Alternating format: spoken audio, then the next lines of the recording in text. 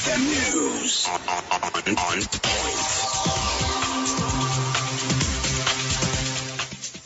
The news on XFM. I'm Chris Tim. A group of 15 former NRM Executive Committee contestants have expressed their dissatisfaction over the failure to meet the national chairman, President Yoweri Museveni, for now 2 months.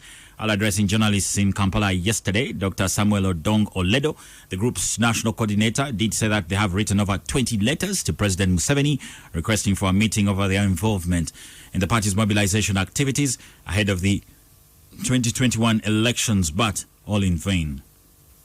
What has gone in the way? What has blocked this agenda? What has blocked this occurrence? His Excellence, I'm Dr. Dong Samuel Oledo, the coordinator of this team, and we are here requesting, as a fountain of honor, please spare time, spare a moment to meet this honorable team. They have been engaged deeply into mobilization. They've been engaged so much into reconciliation of party members, those who have been aggrieved. And we are saying we need flagging by the fountain of honor. Florence Chintu Tumwine, the vice coordinator of the group, says there could be some elements within the party that are blocking them from meeting the president. By the time we continue going to the field, people already know, will have already known our intentions. I want to end by saying the meeting with the principal is very, very important for this team. We are seeking audience with the president, and the president has been wanting to meet us for now 2 months. Over 50% of the wetland resources in the western region are lost annually, according to the National Environment Management Authority, NEMA. Joconius Musingwide, the manager for the NEMA Western Region, attributes this to the availing land for agriculture, livestock rearing, as well as urbanization. He adds that they have embarked on the restoration activities by blocking drainage channels, destroying illegal structures, among others. Musingwide explains that they have managed to restore Remigina wetland in Kachika Mbarara, Nyakambu wetland in Shema, among other wetland places.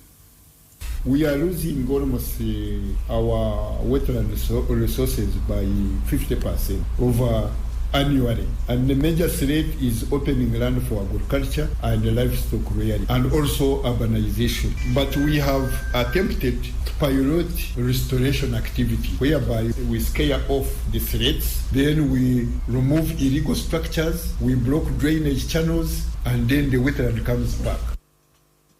Farmers have been advised to embrace growing of mulberry to increase silk production in the country. The Minister for Science, Technology and Innovations, Elioda Tumwesije, says the world over, silk production has registered low production, yet it's more profitable compared to other cash crops. Speaking during the visit of the Parliamentary Committee on Science and Technology to the Sericulture Hub in Mukono, Tumwesije said Ugandan farmers need to venture into crops that can change their livelihood. There is currently a global shortage of silk, and as a consequence, the price of silk has been going up. Most of the silk used to come from China, but China has gone into real high-level technology, and yet we still have a budding population in India, in China, South Korea, in Japan, which want to use silk. We also still have a huge population in the US who want to put on silk ties. And of course, of recent, as you know, it's been shown that when you use a silk mask, it's as efficient as N95 mask. Yet so good because it does not bring any allergic reactions, and it has electrostatic forces that prevent the bacteria. Clet Swandui, the principal investigator for the commercialization of the sericulture project in Uganda, says silk production is projected to be the next biggest income earner for this country, saying this can only be achieved if farmers engage in massive production of mulberry. Our target is 50,000 acres of land that will be bringing to the Ugandan economy at least $100 million every year. Now, as we strive to achieve this, our levels of investment are from mulberry production, rearing, and then we get into processing. Now, in the processing, we are looking at processing the cocoons into yarn, then from yarn, those are threads into the fabric. There are, of course, other processes that can follow, like making the actual silk clothes, which is a tailoring business, which technologies are available and people are already trained for that. In world news, U.S. President Donald Trump and his White House challenger Joe Biden clashed over COVID and arrests while trading corruption charges in their final live TV debate. On the pandemic, Mr. Biden would not rule out more lockdowns, while Mr. Trump insisted it was time to reopen the U.S. Mr. Trump cited unsubstantiated claims Mr. Biden personally profited off his son's business dealings. The Democrat brought up Mr. Trump's opaque taxes. Mr. Biden has a solid lead with 11 days to go until the presidential election, but winning the most votes does not always win the election in the U.S., and the margin is narrower in a handful of states that could decide the rest either way.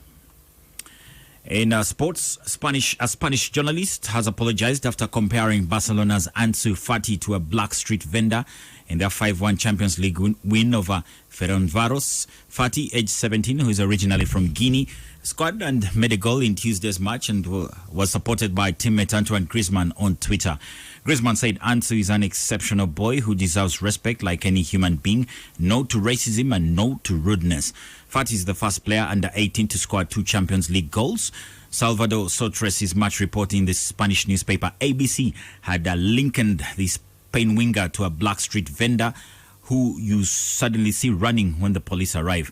So Sotres said that he was attempting to praise the beauty of Ansu's movements and was deeply sorry for any misunderstanding.